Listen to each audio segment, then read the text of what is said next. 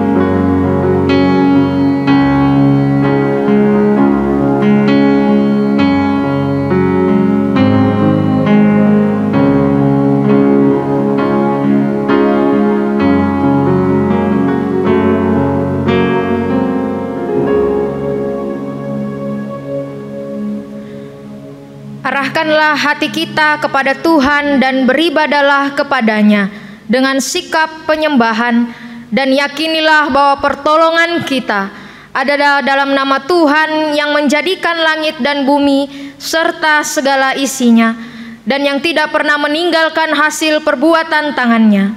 Turunlah kiranya ke atas kita kasih karunia dan damai sejahtera dari Allah Bapa, Allah Putra, dan Allah Roh Kudus. Amin. Shalom, salam sejahtera bagi kita seluruh jemaat Tuhan, di mana pada saat ini kita diberikan kasih anugerah yang begitu besar, dan bahkan kita terus dipelihara.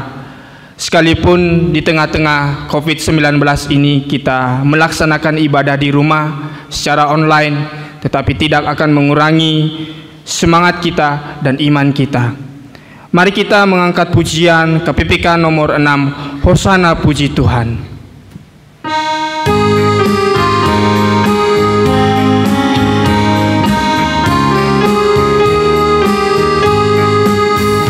Hosana puji Tuhan, sorak dan pujilah, merdulah berpayuan, kidung dan nyanyian kepada Yesus Tuhannya yang memberi mereka.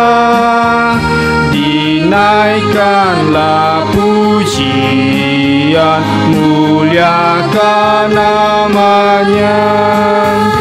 Hosana dan pujilah dengan sukacita, lambaikan ranting palma, bersorak gembira. Tuhan atas semesta alam datang dengan rendah. Mari kita sambut Dia, Hosana masuklah. Bait ketiga, Hosana Maha Tinggi, kami menyanyi terus, Raja atas segala raja, Tuhan Yesus Kristus. Hosana Maha Tinggi, kami menyanyi terus, Raja atas segala raja, Tuhan Yesus Kristus. Kami hendak memuji Dia sampai selamanya, di hadapan tahtanya, puji haleluya. Mari kita bersama-sama berdoa. Bapa, kami bersyukur, berterima kasih buat pertolongan anugerah-Mu yang Engkau berikan kepada kami di sepanjang hidup kami, di mana Engkau terus memelihara setiap kehidupan kami. Pada saat ini Tuhan, kami datang mau bersekutu di hadapan Tuhan, Marilah Tuhan Engkau tolong, Engkau pimpin kami. Sebelum kami jauh dalam ibadah ini, kami meminta Engkau ampunilah setiap kami, Engkau ampunilah setiap dosa-dosa kami. Dan kami menyadari Tuhan bahwa kami adalah orang-orang yang berdosa, yang tidak luput dari segala dosa kami. Kami serahkan seluruh pelayanan kami pada pagi hari ini, dari awal, pertengahan hingga akhirnya. Hanya di dalam nama Tuhan Yesus kami berdoa dan bersyukur. Amin. Mari kita mendengarkan berita anugerah yang terdapat di dalam Efesus pasal 1 ayat 7. Demikian firman Tuhan.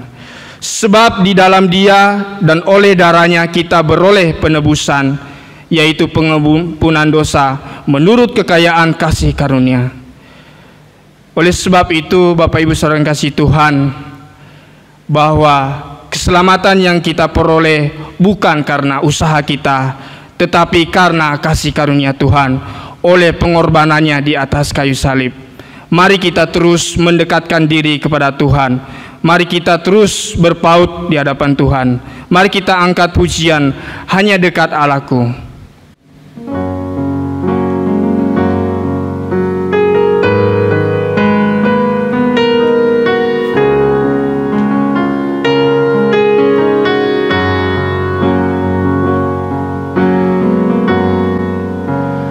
Hanya dekat Allahku, rasa tenang hatiku, Kau sertai jalanku sepanjang hidupku.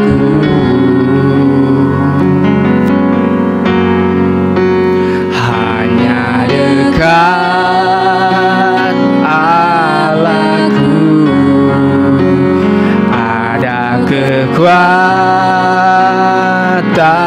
baru. Kaulah perlindunganku, keselamatanku.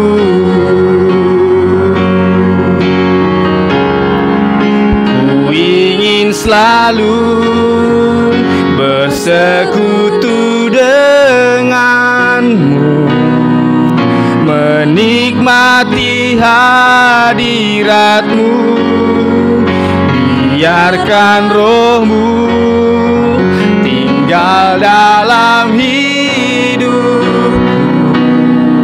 Sungguh indah bersamamu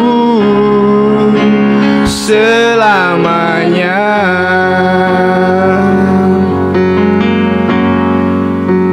Hanya dekat Allahku, rasa tenang hatiku, Kau sertai jalanku sepanjang hidupku.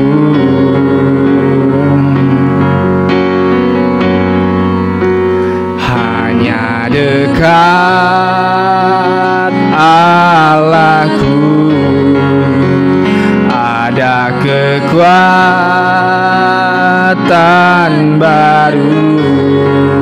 Kaulah perlindunganku,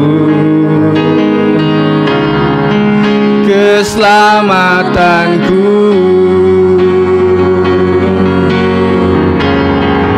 Ku ingin selalu bersekutu denganmu, menikmati hadiratmu. Biarkan rohmu tinggal dalam hidupku. Sungguh indah bersamamu selamanya.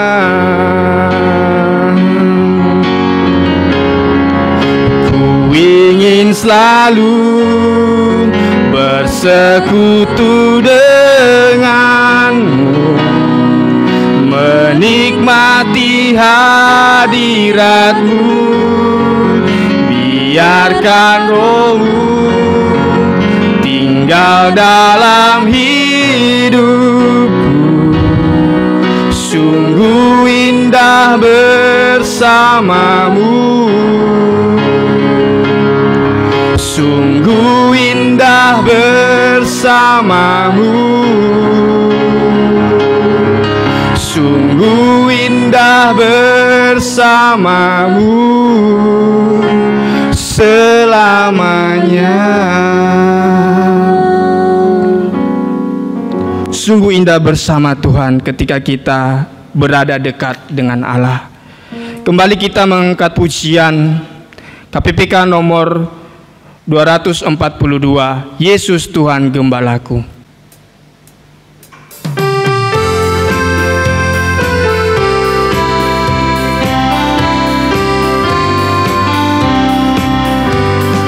Tuhan Yesus Gembalaku, pimpin jalan hidupku,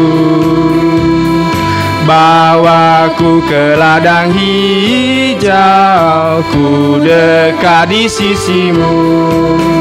Tuhan Yesus, Tuhan Yesus, ku mau dekat padamu. Tuhan Yesus, Tuhan Yesus, ku mau dekat padamu. Tuhan Yesuslah sobatku yang menuntun jalanku. Meski ku sesat Kau cari, bawa ke jalan benar. Tuhan Yesus, Tuhan Yesus, oh dengarlah doaku. Tuhan Yesus, Tuhan Yesus, oh dengarlah doaku. Bait ketiga, ku mau taat kepadamu, turut akan perintah-Mu, kasih-Mu memenuhiku, ku mau serahkan diriku. Ku mau taat kepadamu, turut akan perintah-Mu, kasih-Mu memenuhiku, ku mau serahkan diriku. Tuhan Yesus, Tuhan Yesus, ku mengasihi daku. Tuhan Yesus, Tuhan Yesus, Kau mengasihi daku. Jemaat dipersilakan berdiri. Mari bersama mengucapkan 10 hukum. 10 hukum. Jangan ada padamu Allah lain di hadapanku. Jangan membuat bagimu patung yang menyerupai apapun yang ada di langit di atas, atau yang ada di bumi di bawah, atau yang ada di dalam air di bawah bumi. Jangan sujud menyembah kepadanya atau beribadah kepadanya. Jangan menyebut nama Tuhan Allahmu dengan sembarangan, sebab Tuhan akan memandang bersalah orang yang menyebut namanya dengan sembarangan. Ingat dan kuduskanlah hari Sabat. Hormatilah ayahmu dan ibumu, supaya lanjut umurmu di tanah yang diberikan Tuhan Allahmu kepadamu.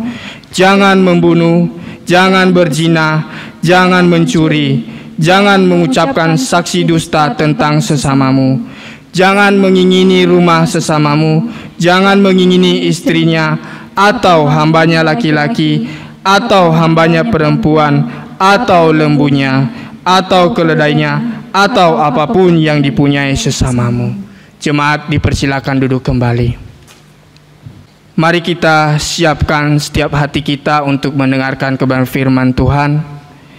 Biarlah setiap kebenaran firman Tuhan yang kita dengar pada hari ini boleh bertumbuh dan mengubah setiap hati kita. Mari kita angkat pujian, Aku Datang dan Ku Bersujud.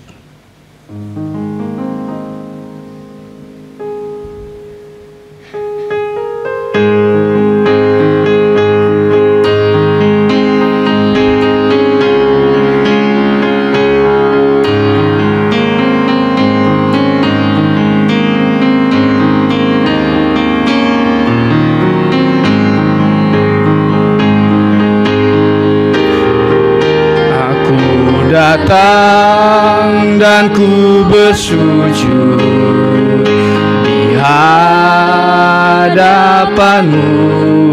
ku rasakan indah hadiratmu. Telah ku buka mata hatiku dan seluruh jiwaku untuk ku nikmati firman-Mu. Firman-Mu yang kuasa untuk mengubah sikap hati, firman-Mu yang tegakkan di saat ku terjatuh. Penuhkanlah bejanaku dengan air sungai-Mu. Ku haus akan firman-Mu.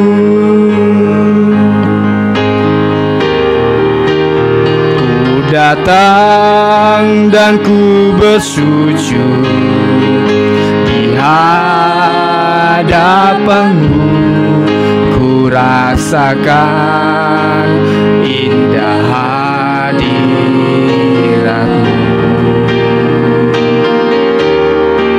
Telah ku buka mata hatiku dan seluruh jiwaku untuk ku nikmati firman-Mu. Firman-Mu yang kuasa untuk mengubah sikap hati, firman-Mu yang tegakkan di saat ku terjatuh. Penuhkanlah bejanaku dengan air sungai-Mu. Ku haus akan firman-Mu.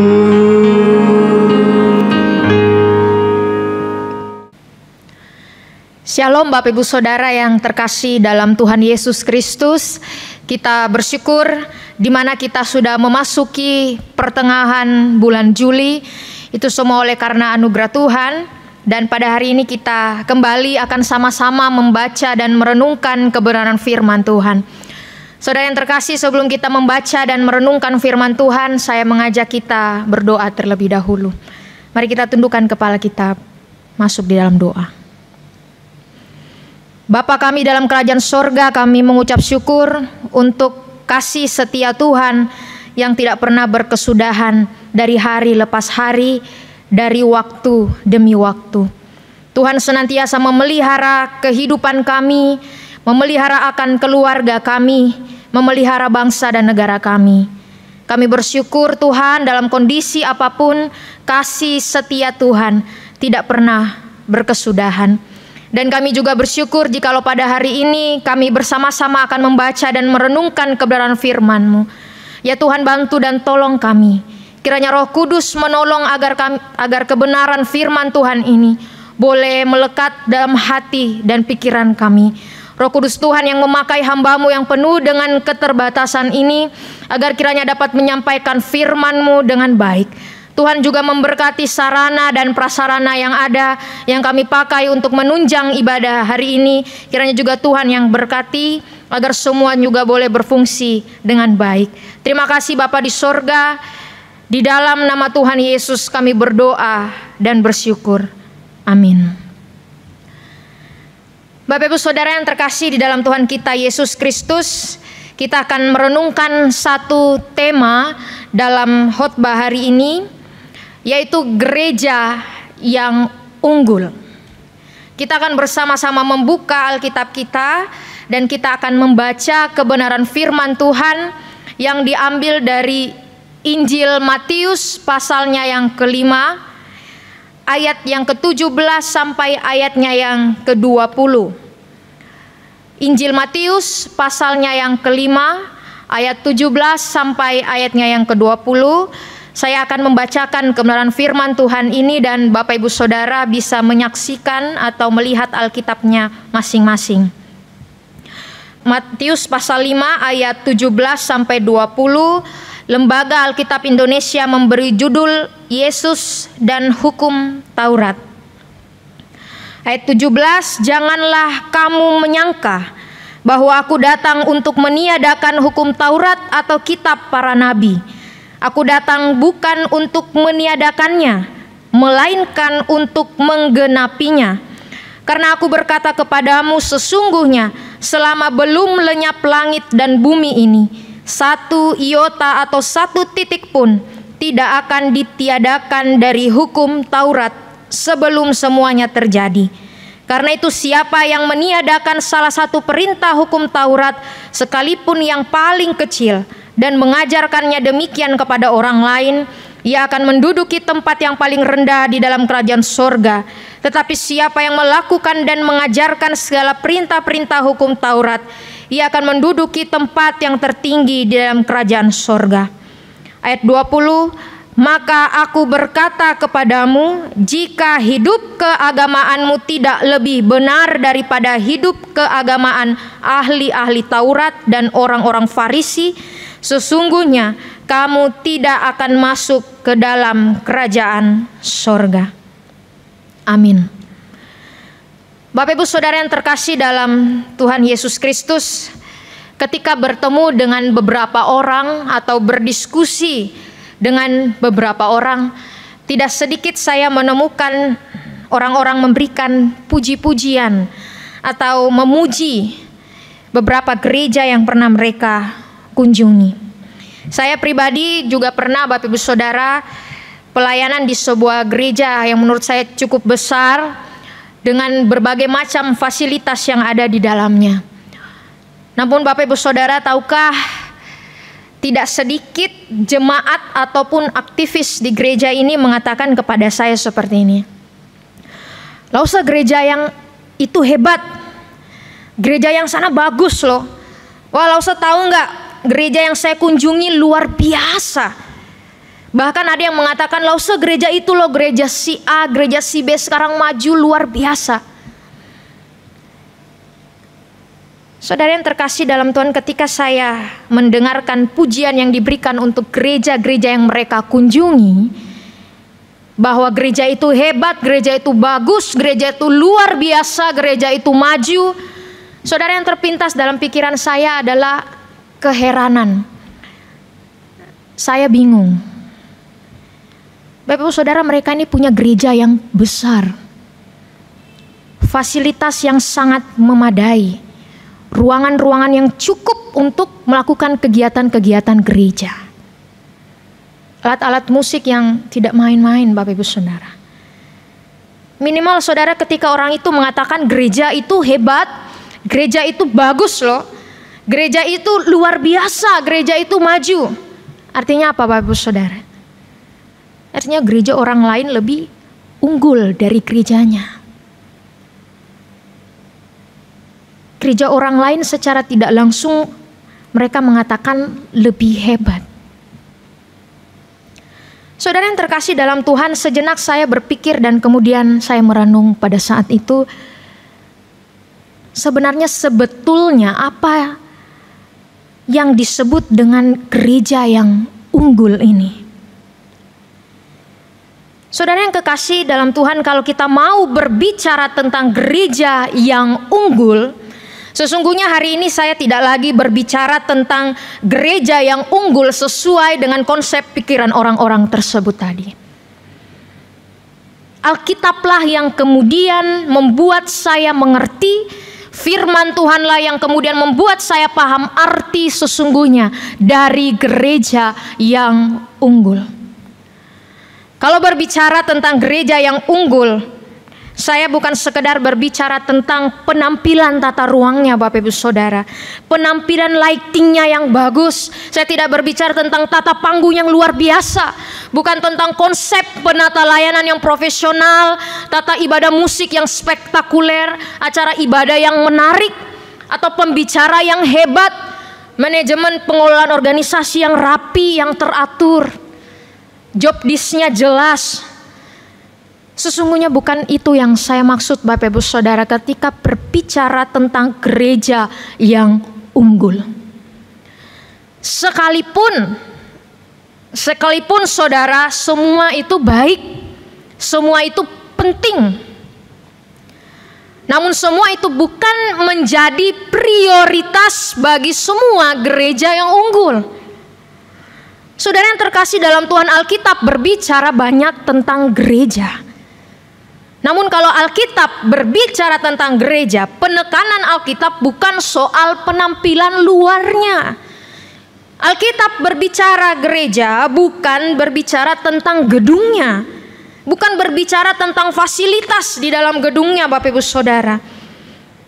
Berbicara tentang gereja, firman Tuhan tidak sekedar berbicara tentang kegiatan yang dilakukan di dalamnya. Namun Bapak Ibu Saudara,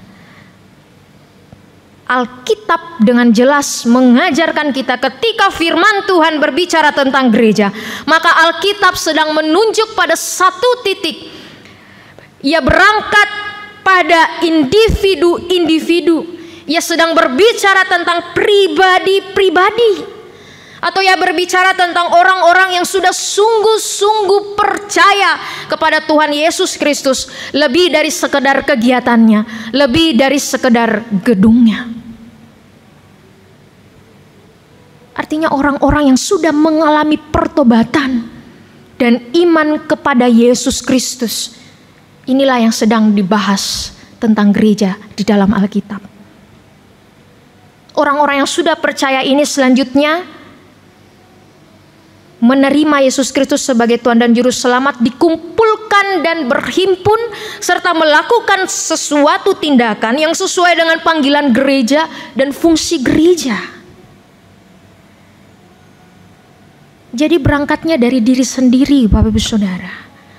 Berangkat dari individu itu lalu sama-sama melakukan kegiatan terhadap panggilan gereja. Bukan melakukan sesuatu yang bukan panggilan gereja. Bukan melakukan sesuatu di luar agenda gereja.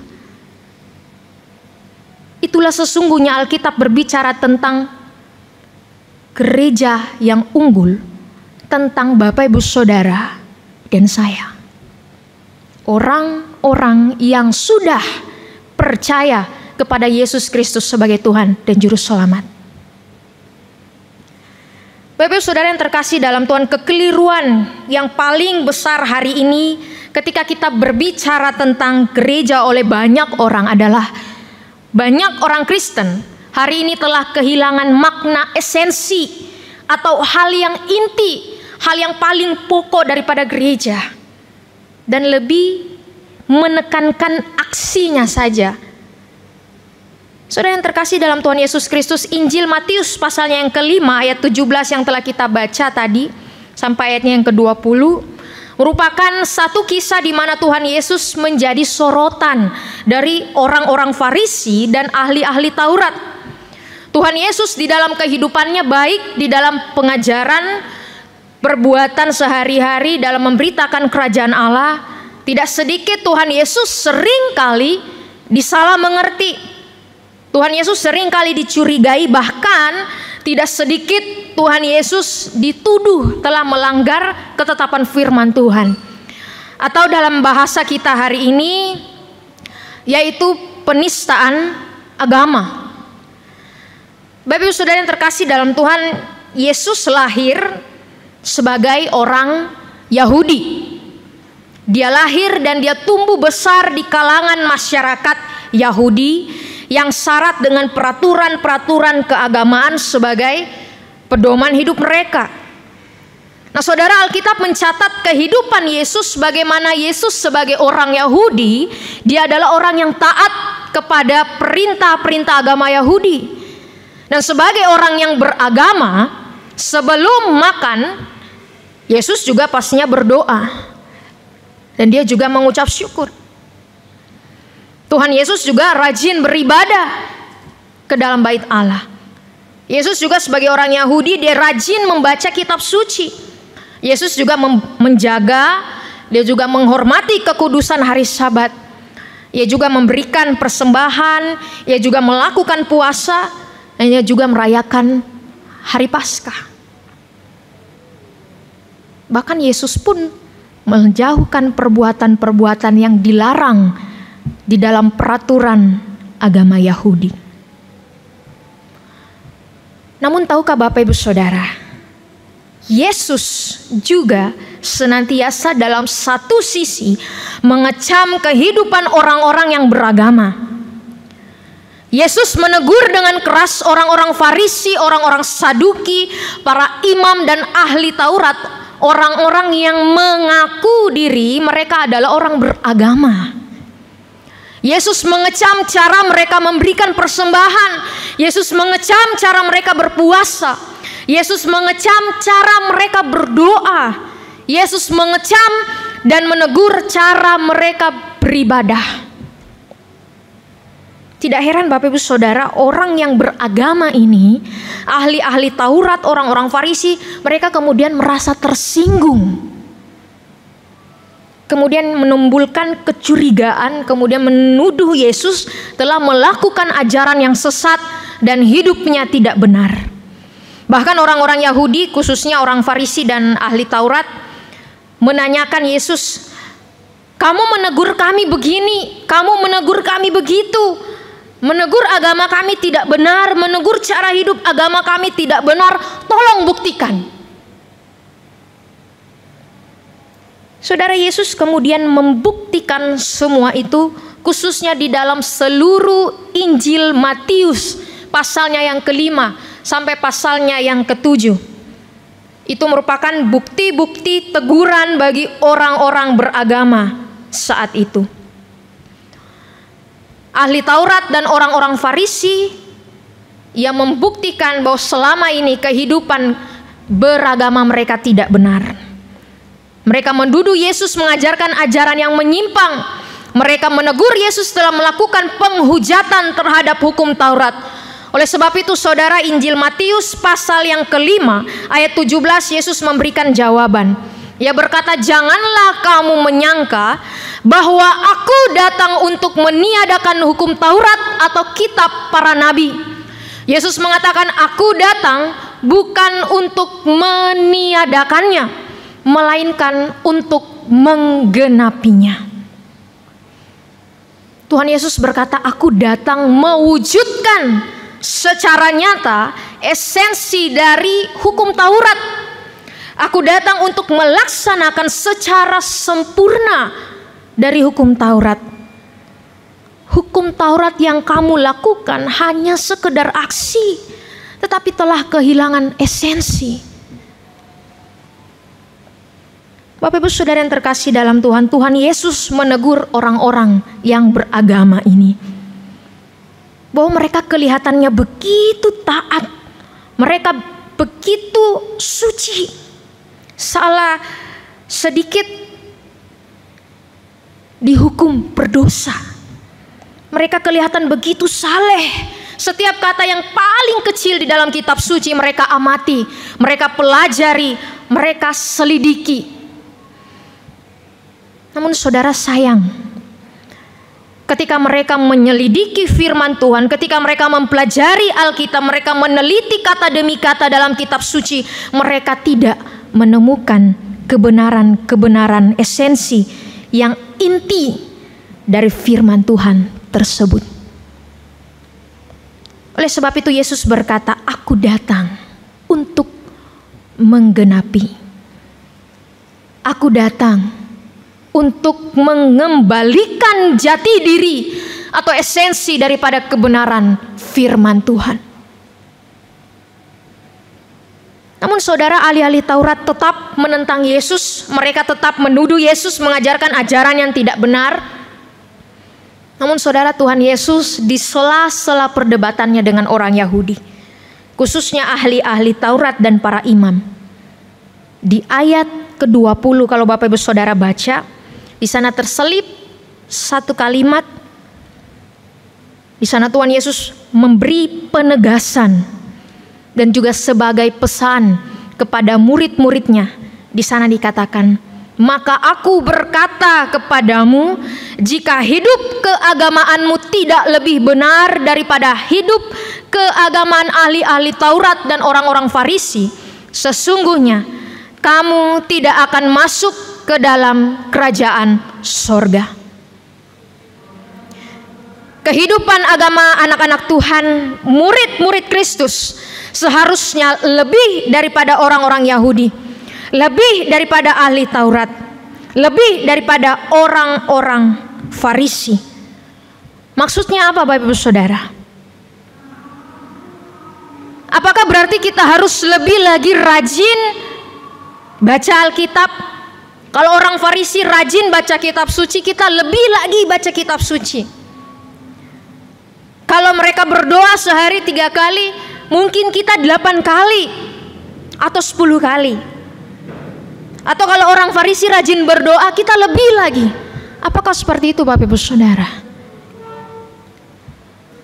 Bukan itu yang saya maksud Bapak Ibu Saudara. Bukan itu maksudnya. Tuhan Yesus mengingatkan kepada pengikutnya, kepada murid-muridnya, bahwa orang-orang Yahudi, khususnya orang-orang beragama, ahli-ahli Taurat dan para imam, mereka hanya taat secara lahiriah saja, hanya penampilan luarnya saja, penampilan aksinya saja, tapi telah kehilangan esensi. Seperti contoh Bapak Ibu Saudara, mereka rajin memberikan persembahan, yang mereka katakan persembahan ini untuk Tuhan. Mereka pikir dengan memberikan persembahan untuk menyenangkan hati Tuhan. Tetapi Tuhan Yesus berkata, apalah gunanya kamu memberikan persembahan jikalau kamu sendiri hubunganmu dengan orang lain belum beres? Apa guna persembahanmu? Bereskan dulu hubunganmu dengan sesamamu. Jangan engkau mengatakan hubunganku dengan Tuhan sudah beres, tapi banyak yang tidak beres hubungannya dengan sesama.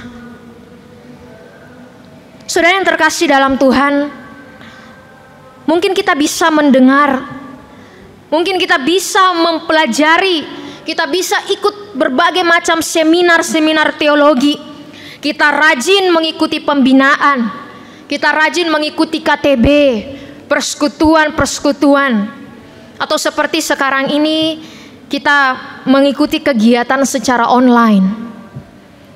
Kita mungkin memiliki pengetahuan yang hebat tentang firman Tuhan, apalagi sekarang kita sedang stay at home.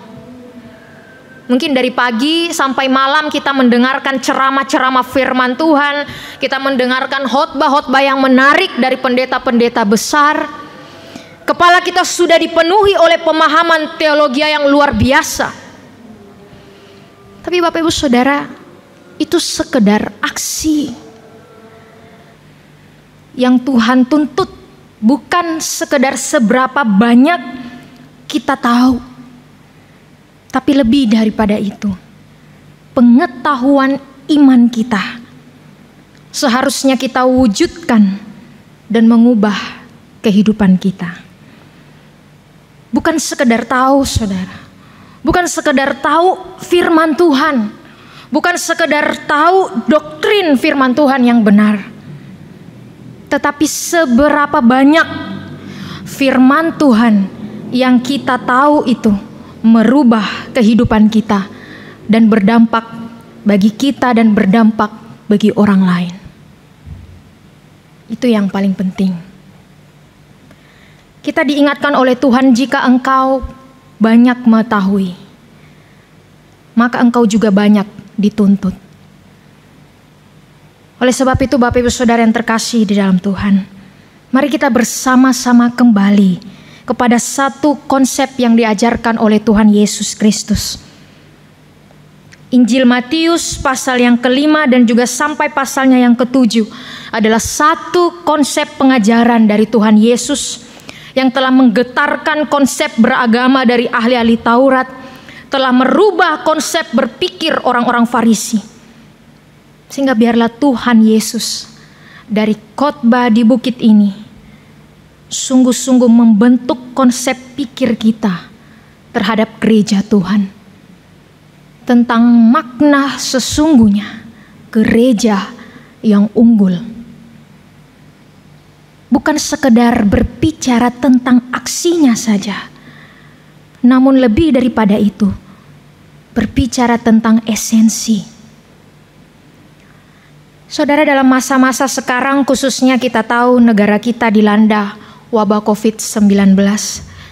Saya pribadi sangat senang melihat dan mendengar, bahkan menyaksikan bagaimana gereja-gereja dari berbagai denominasi turut ambil bagian di dalam kepedulian sosial. Dan ini merupakan hal yang baik sekali. Tapi Bapak Ibu Saudara, sekali lagi kita diingatkan, jangan sampai kita peduli sosial hanya sebatas aksi euforia, penampilan luar. Kepedulian sosial bukan saja terjadi ataupun kita lakukan pada waktu ada musibah, pada waktu ada bencana saja. Tetapi panggilan dan kepedulian sosial, kepedulian dan berbagi dengan sesama, bukan karena ada COVID-19. Tapi setiap hari, kondisi apapun, keadaan apapun, kita juga harus berbagi dan peduli dengan sesama. Sama juga halnya dengan berdoa.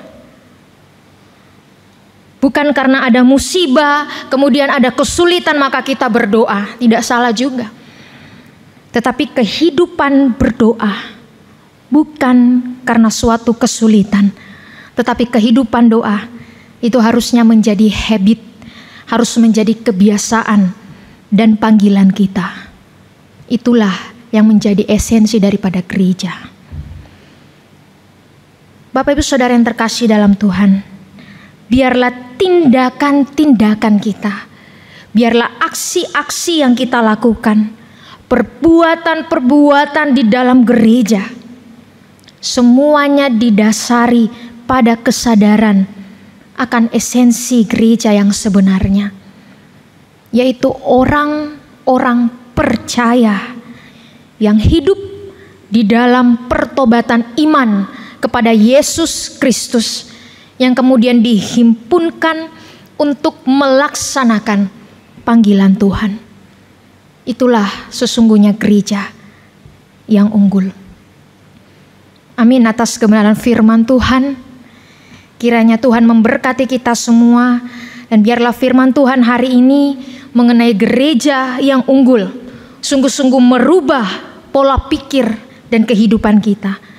Mari bersama sebelum saya menutup kita di dalam doa, kita akan bersama-sama menyanyikan sebuah lagu yang berjudul Aku Berubah, Sungguh Ku Berubah, Waktu Kuserahkan Hatiku.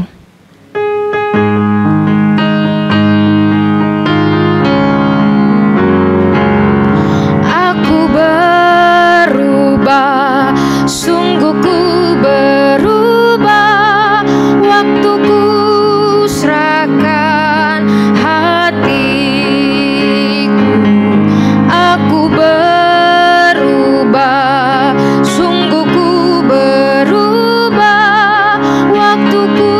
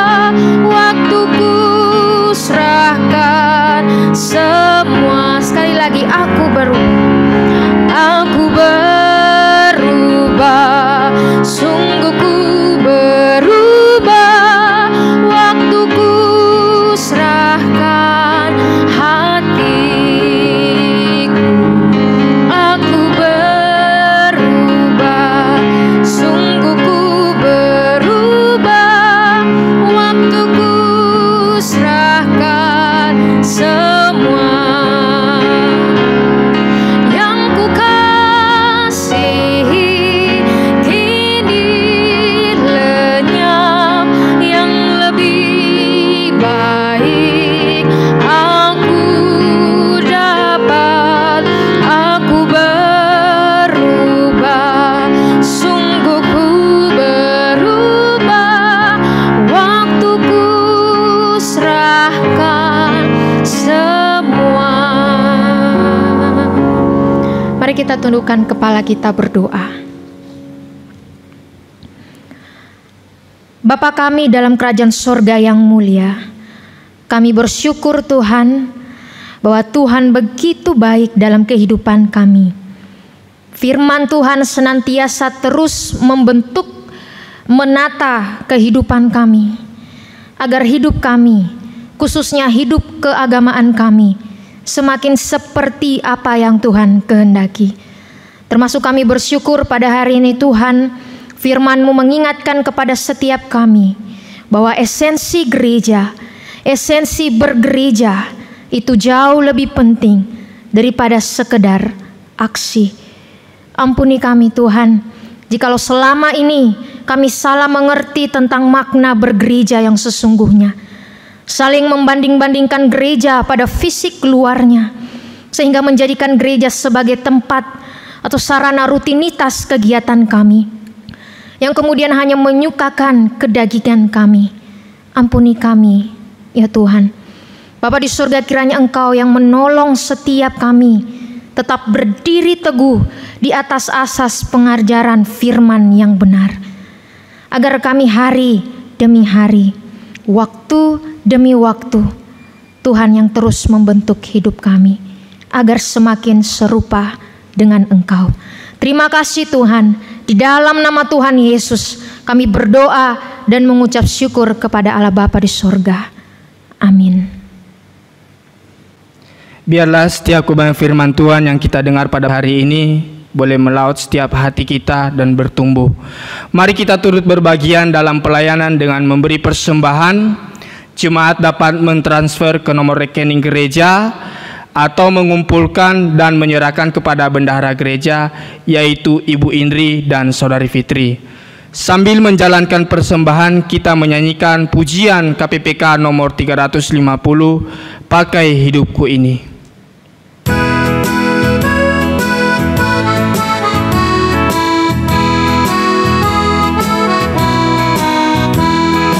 Pakai hidupku ini, seluruh roh dan jiwaku. Pakai tanganku ini, hatiku digerakkan kasih-Mu.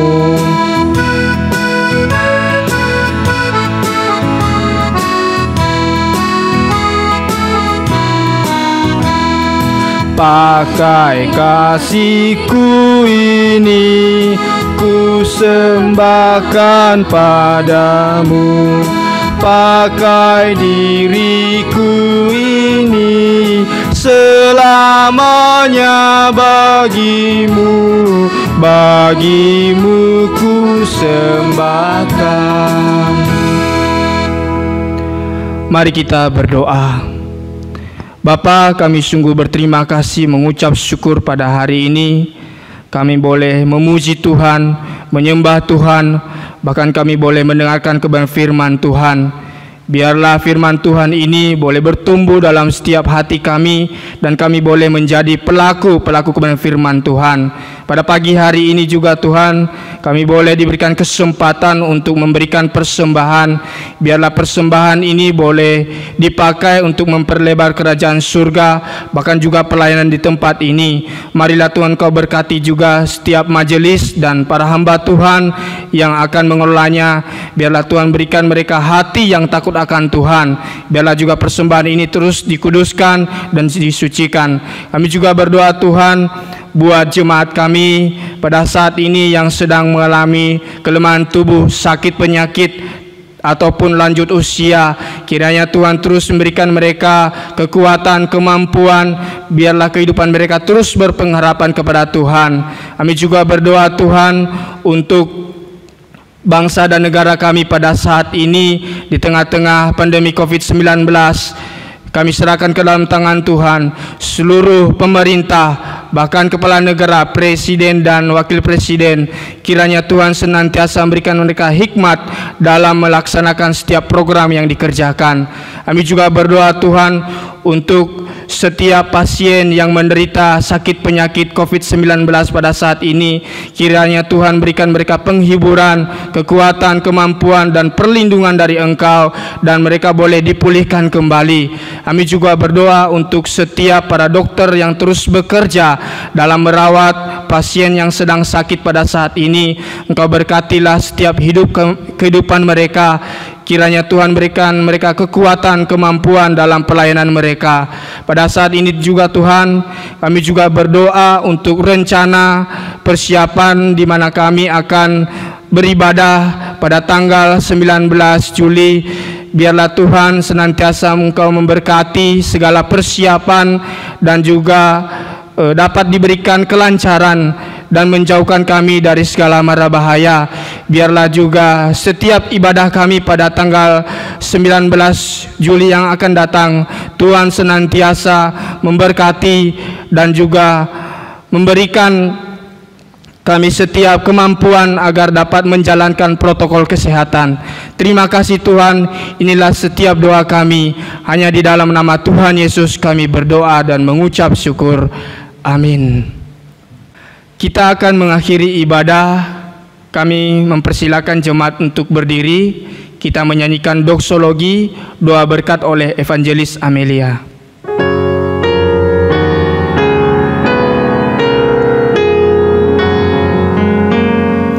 Puji Allah Bapa Putra,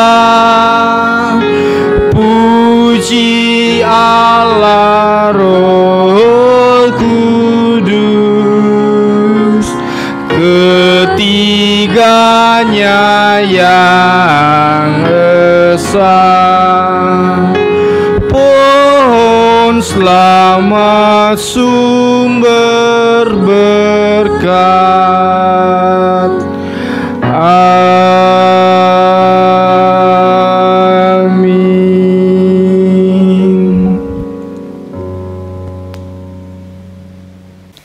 Bapak Ibu Saudara yang terkasih dalam Tuhan, pulanglah dan lakukanlah kebenaran firman dengan taat dan setia di hadapan Tuhan, dan terimalah berkat Tuhan. Tuhan memberkati kita dan melindungi kita. Tuhan menyinari kita dengan wajah-Nya dan memberi kita kasih karunia. Tuhan menghadapkan wajah-Nya kepada kita dan memberi kita damai sejahtera dari sekarang sampai selamanya. Amin.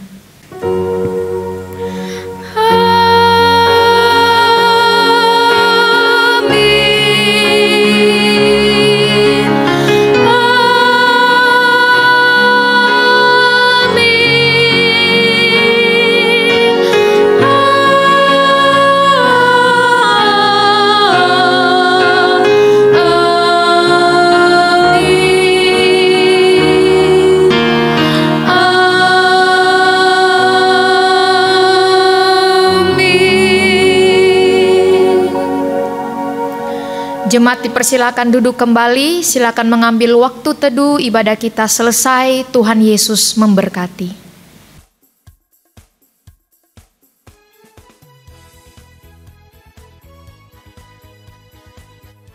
Pada saat jemaat datang ke gereja, jemaat diharapkan sudah menggunakan masker dari rumah masing-masing. Dan ketika jemaat sudah sampai di gereja, jemaat diharapkan langsung menuju ke tempat untuk mencuci tangan yang ada di sebelah tangga di wastafel yang sudah disediakan.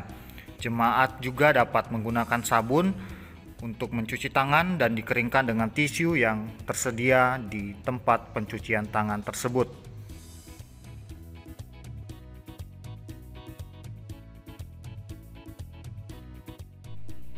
Sebelum memasuki gedung gereja, akan dilakukan pengukuran suhu tubuh terlebih dahulu oleh jemaat yang bertugas. Bagi jemaat yang datang bersamaan atau lebih dari satu orang, diharapkan untuk menjaga jarak dan antri pada saat mencuci tangan.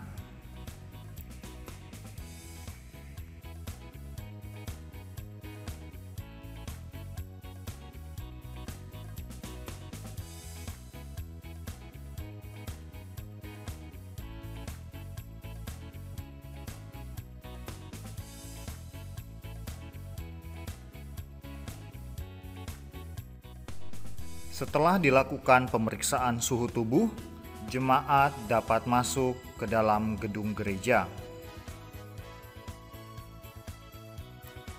Dan pada saat jemaat masuk, jemaat juga dapat langsung memberikan persembahan yang sudah disiapkan dari rumah masing-masing. Persembahan kali ini tidak diberikan setelah khotbah, tetapi dimasukkan pada saat ibadah belum dimulai. Persembahan yang diberikan dapat diisi pada amplop kosong yang sudah disiapkan dari rumah masing-masing. Atau jemaat juga dapat langsung memasukkan persembahan tanpa menggunakan amplop ke dalam kantong persembahan yang sudah tersedia. Karena gereja tidak menyediakan amplop persembahan seperti biasanya. Bagi jemaat yang tidak menggunakan masker, pada saat masuk ke gereja nanti akan disediakan masker oleh gereja, namun masker akan diberikan apabila persediaan masih ada.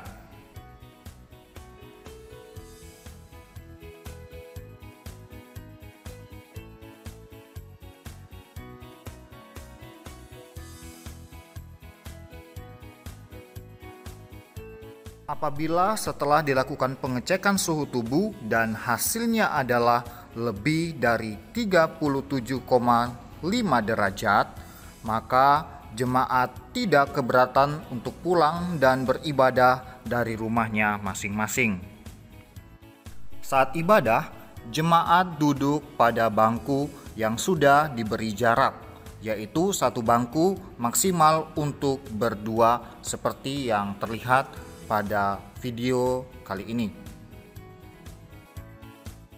Sepanjang ibadah, jemaat tidak diperkenankan untuk melepaskan masker yang digunakan.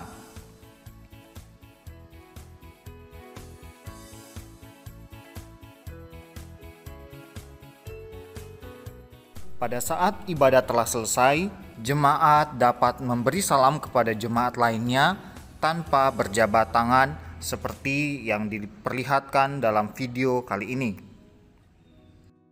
Dan diharapkan kepada seluruh jemaat juga untuk tidak tinggal lama di gereja. Diharapkan agar jemaat langsung kembali ke rumah masing-masing. Kiranya setiap jemaat dapat memerhatikan protokol kesehatan selama beribadah di gereja. Mari jaga diri kita dan orang-orang di sekitar kita. Tuhan Yesus memberkati.